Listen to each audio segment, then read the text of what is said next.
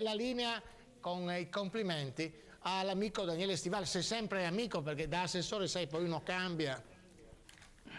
Sempre amici e sempre ben volentieri vengo qui con lei, direttore, a Telepordenone. Grazie.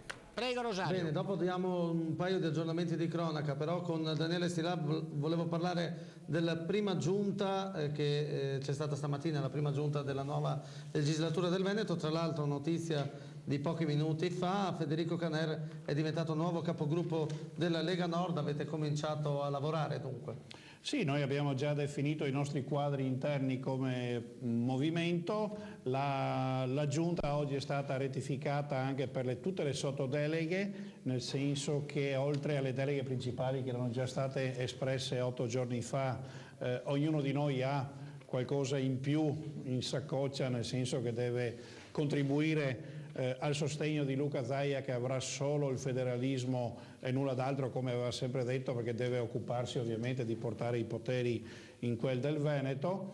C'è stato il cambio di deleghe fra Lega e PDL sull'agricoltura, come lo aveva chiesto nel ragionamento che avevano fatto Bossi e Berlusconi, dando l'agricoltura a livello nazionale all'ex presidente del Veneto Galan, e quindi si è sistemato tutto. La cosa interessante è che il sottoscritto, come già mi era stato preannunciato, alla identità veneta, protezione civile e caccia, che sono le 3 deleghe principali, sono state inserite anche tutta la partita dei flussi migratori dei veneti nel mondo, tutta la semplificazione amministrativa e la devoluzione ai comuni e alle province, oltre che all'incendio boschivo che è collegato con la protezione civile.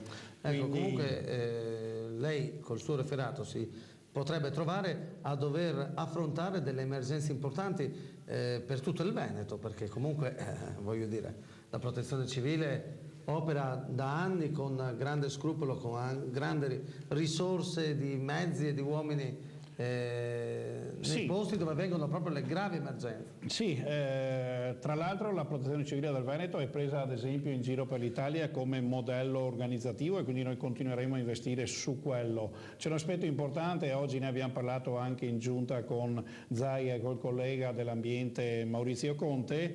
Ovviamente, al di là delle emergenze che bisogna essere pronti ad affrontarle, bisogna prevenire. E quindi un problema di prevenzione, che soprattutto nelle nostre zone si tratta ovviamente in tutto quello che è la partita di ciò che è l'acqua, e quindi tutta questa questione della difesa del suolo dobbiamo affrontarla in modo concertato con tutta la squadra, in modo da dare risposte certe ovviamente a questa parte di Veneto, ma a tutto il Veneto.